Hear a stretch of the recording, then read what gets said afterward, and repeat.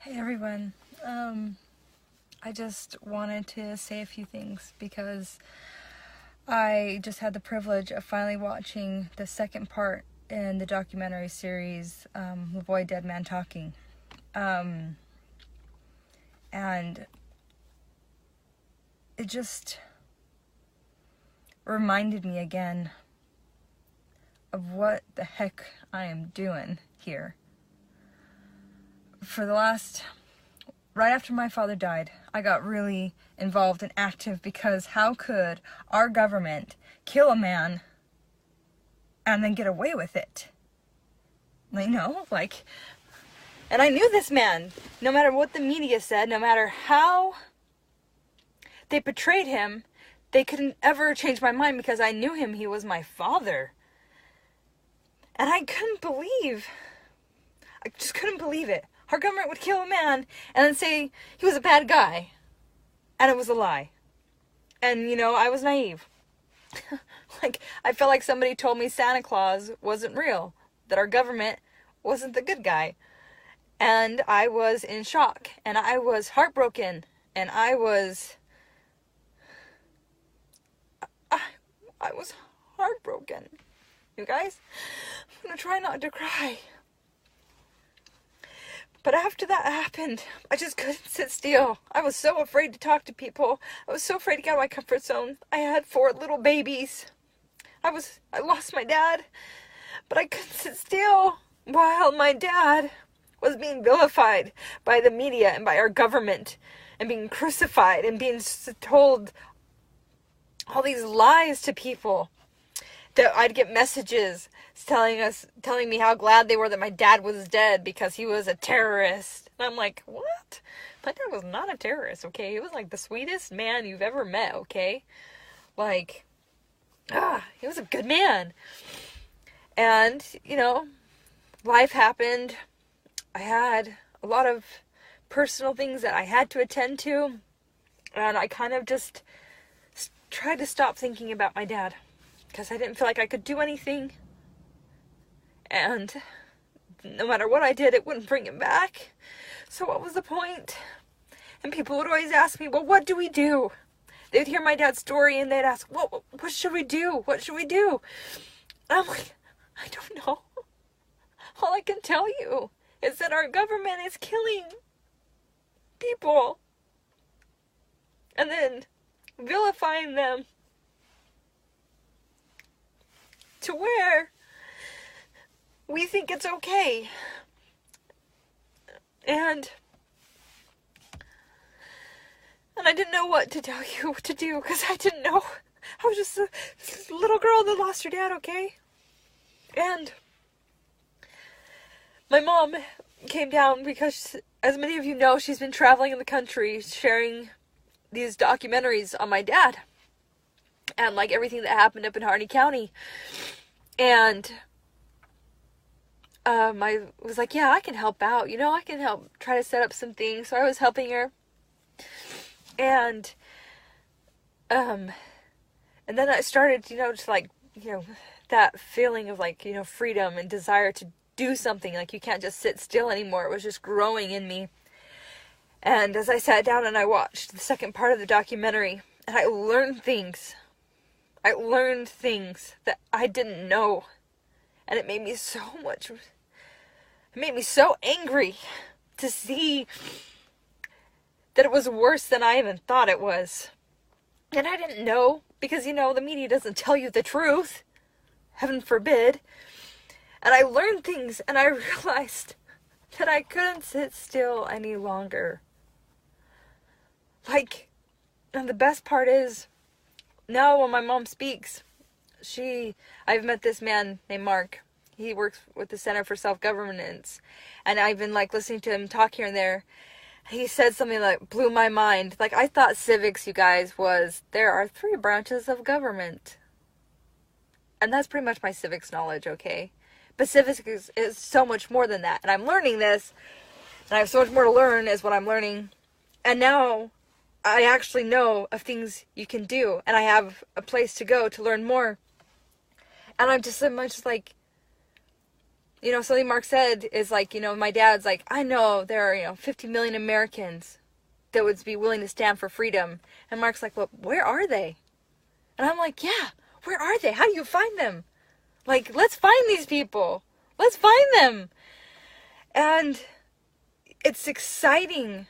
And at the same time, it's daunting because it's like, where are you? If my dad truly believed there were 50 million Americans that were willing to stand up for freedom.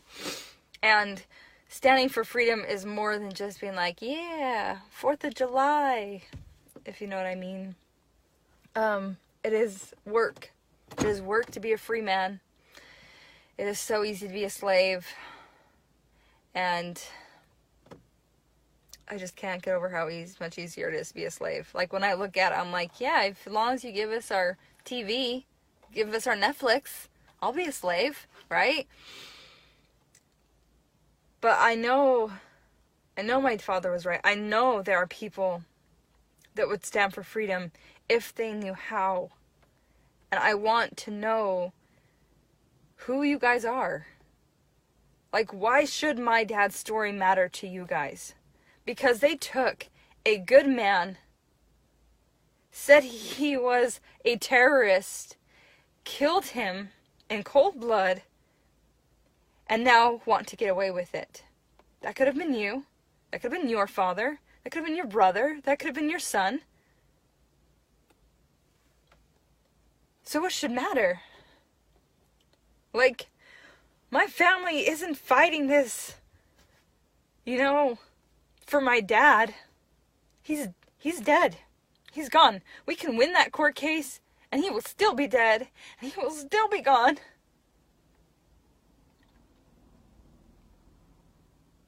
And it won't matter. It won't matter with his life. Whether we win or lose, we fight this battle because we don't want it to happen to someone else. My dad did this for us kids and for our kids, his grandkids, and he did it for his fellow Americans because he was so sick of seeing people like the Hammonds lives be torn up and no one do anything, because who wants to stand against the big bully of the federal government? Nobody wants to stand against them. They're scary. They kill you, tell everyone you are a terrorist, and then walk away, while the family is left to pick up the pieces and get stepped on and trampled on by people who don't know any better and think he was a terrorist. I don't want it to happen to anyone else. And if we don't stand up and if we don't educate ourselves, it will continue to happen to other people. I just met one of the child survivors from Waco, and hearing their story, I was just like, I knew Waco was bad. I didn't know it was that bad. And it happened again. Like, all these things keep happening. So it should matter. You should step up. We should be finding those 50 million Americans and educating the mass so that this doesn't happen again.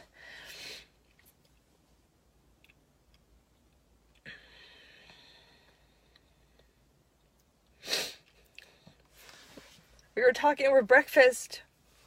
It was like, Mark's like, we have to consider things, like different routes. And when we started out with this wrongful death fight, we're like, we're not taking the settlement. Like, if the government settles with us, we're not taking it. We want to take them to court. We want to get all the gory details out. We want America to see how bad this actually was. But like, I made the comment that, maybe it'd be nice because I'm tired. I'm tired. I'm tired of fighting and begging fellow Americans to open their eyes and to, for a minute, turn off their TVs and for a moment of their day, come and learn what is going on in this country. Come and do something. And then as the day went on, I just felt so bad that I would even say that. Because if we just stop fighting, and if we were to just give up, then whose dad would be next? Who would be next? Like, my dad gave his life This is not worth it for me to keep going a little bit longer. Even though I am tired. Even though I just want him back. So, I ask all of you guys out there, I saw this documentary, finally, and I ask that you guys watch it. I ask that you watch it, and that you learn, and that you share it. Because if you were to see and understand exactly that what went down up in Malheur, you would be enraged. Not only was my father killed in cold blood, but there was so much more that went on. There was so much more that went on. And you will be disgusted that your own government could do this. And that 3.5 years later, they still aren't being held accountable. My family, especially my mom, is doing everything she can. She travels, you guys, almost 24/7 it feels like. She is sleeping on my kid's bed. That mattress is this thin, you guys. To come to Texas and share this story. She's going to Virginia next, and she'll be somewhere else next, and somewhere else next. And I am asking you guys to help her in this. Will you please open up your homes and your communities and invite her to come there and to speak? And I'm asking that you guys will help us raise the funds we need to continue to fight this battle. One of the almost irritating tactics of the federal government is to just drag it out, because they have unlimited resources. They have unlimited resources. And we are just a tiny family ranching.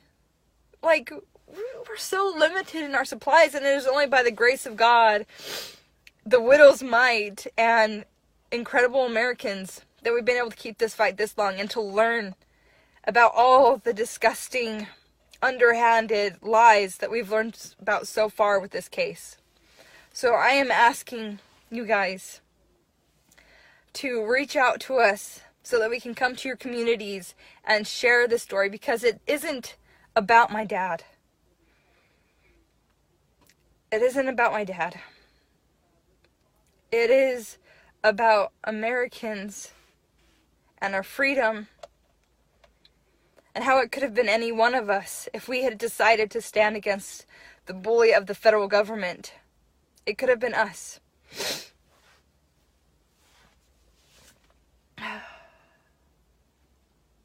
So, watch the trailer.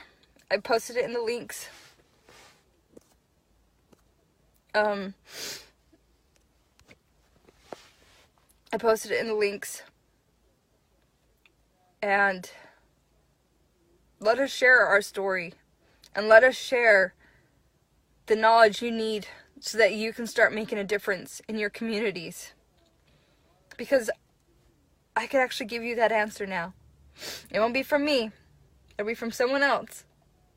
But I have the answer that so many of you have asked me about what can we do. And I have that answer. So please, please let us share it with you. And let's find those 50 million Americans. I'm going to go find my baby. Make sure she's sleeping. But I love you guys. I'm grateful for all that you've done for us. Truly, I am so grateful. But the fight isn't over. I know many of us are tired. But the fight isn't over. But we can win this. We can win this. So, I will try answering all the questions that you guys have. The documentary is called LaVoy, Dead Man Talking. You can look at the link for the trailer. And let's find those Americans. But I love you all. Have a good night. God bless you.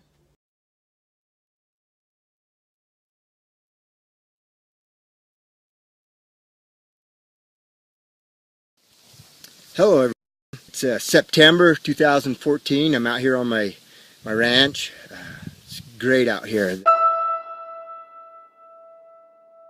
You know, I've never been one to try to cause problems. I didn't get in trouble in school. I always raised my hand. I always stood in line. To this day, I do not have a speeding ticket. But it doesn't take too much to see that dark storm clouds are gathering. Here is a non-willful trespass fee of $92 and change, $180, $1,185 and change. It's not theirs. I didn't buy it from them. This tank here has been sabotaged. BLM came in here, set up a tank, and they drained it. They stole it. We have been classified as domestic terrorists. These are real lives. These are real people. They're going to pull everybody's grazing rights, and everybody will lose their jobs here. Look what they're doing over to that family, the Hammond family. They threw them in jail. Tremendous amount of fines. This isn't America.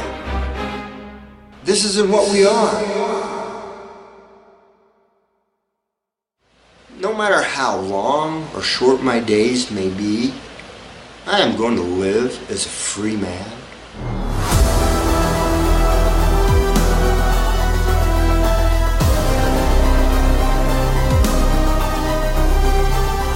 I promise you this, I will not back down. I will not capitulate. I will die before, and I'll sleep well at night. We all only have one life. Maybe we'll get a chance to look each other in the eye.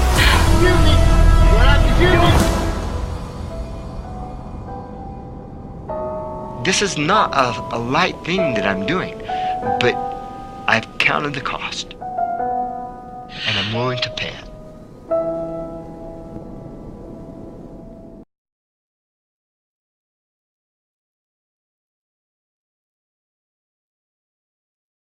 As much dialogue and openness as possible. Have you felt the change in the tone and tenor of the feds out there? We certainly have.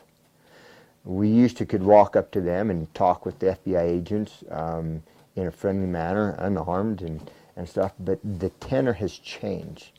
They have become more hardened, and when they step out of their vehicles, now they're stepping out with their rifles, and they're not willing to engage in just friendly dialogue.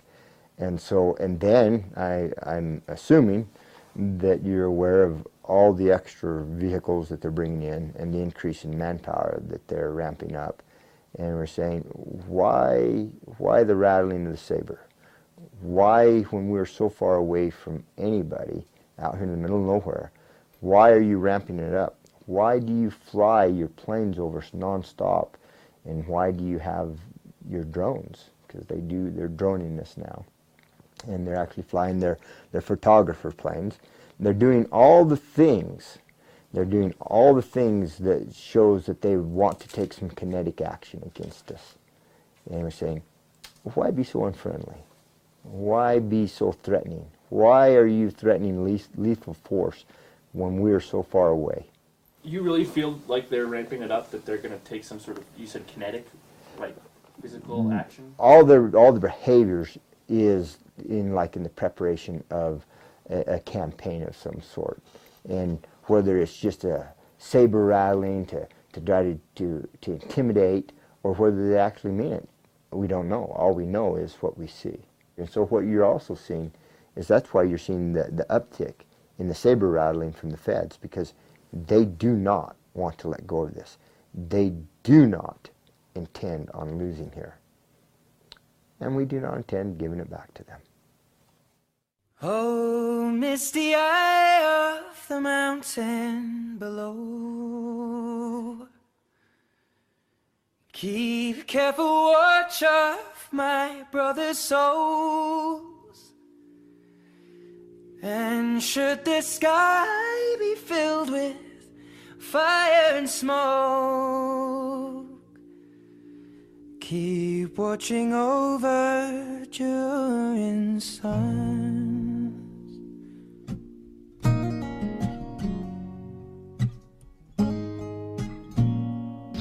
they're already here, and they're saying we're throwing off the Forest Service and the BLM, the Bureau of Land Management, will no longer be ruled by them. And so we've got this is pretty big. This is a big deal. Watch the flames climb high into the night, calling out, Father, oh, stand by and we will watch the flames burn open on the mountainside. High.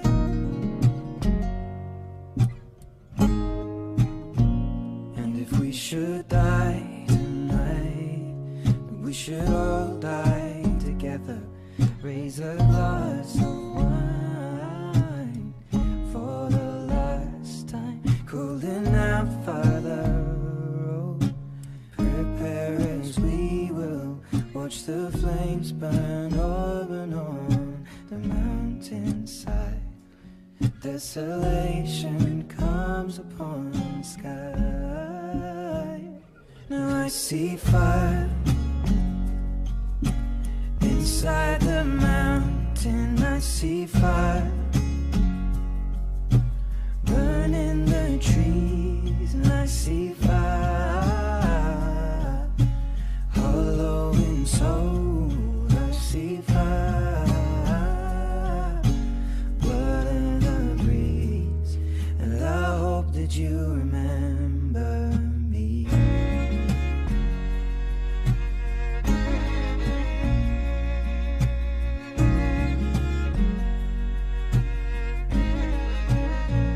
Oh, should my people fold, and surely I'll do the same. Confined in mountain holes, we got too close to the flame, calling out, Father, oh, hold fast and we will watch the flames burn open on the mountainside. Desolation comes upon the sky. Now I see fire inside the mountain. I see fire burning the trees, and I see fire hollow in soul. I see fire, blood in the breeze, and I hope that you remember me. And if the night is burning, I will cover my eyes, for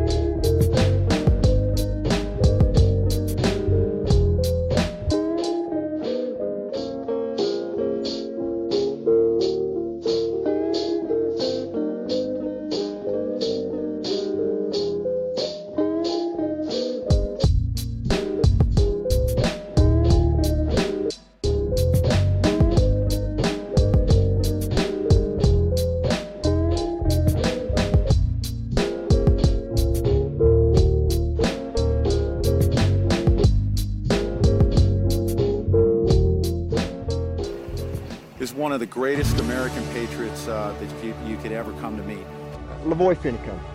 This is LaVoy Finicum. LaVoy Finicum.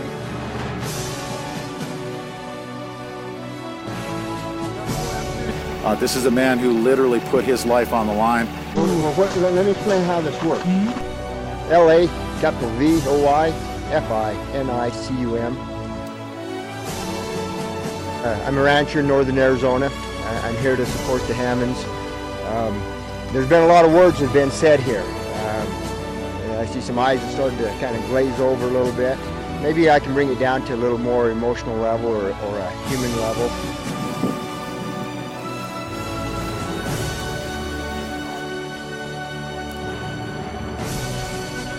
We're so glad you're here to help. Thank you. Okay.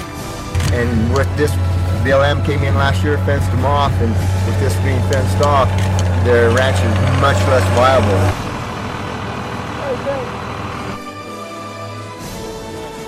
The Hammond family are human beings.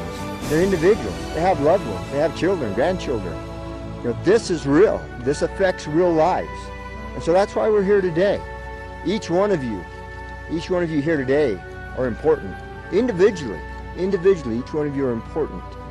Not collectively, we're talking about you as an individual, as a human being. Our founding fathers had escaped from tyranny. They believed in freedom. And so when they set up our government, they separated the powers, didn't they? And we all know what they are: executive, legislative, and judicial branches. We know those three branches of power. Well, what has happened to 1/3 of our landmass? Do you know the federal government owns and controls 1/3 of this nation? Let me put that in perspective.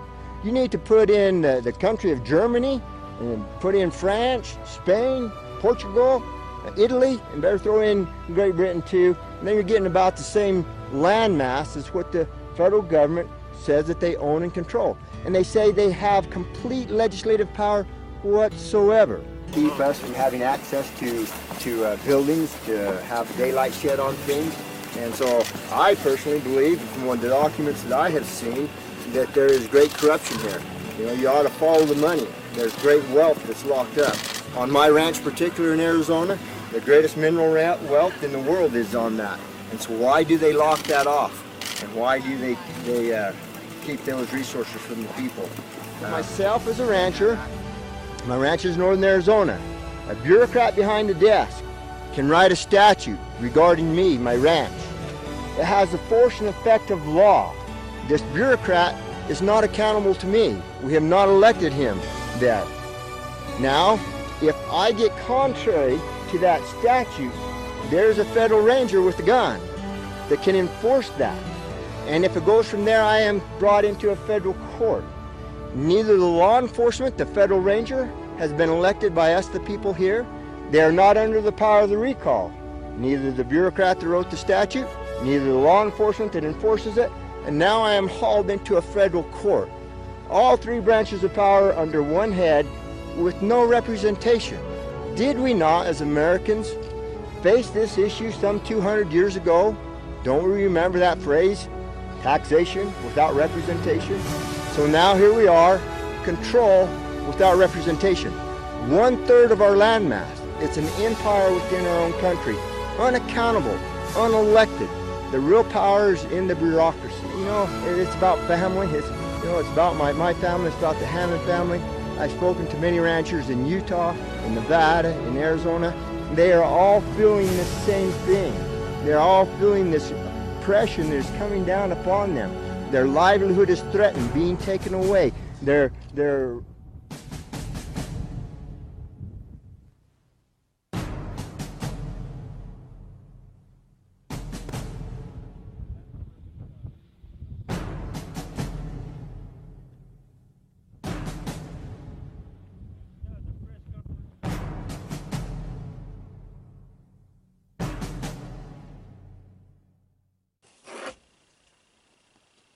Hello everyone, this is LaVoy Finicum. I think I'm pretty upset this evening.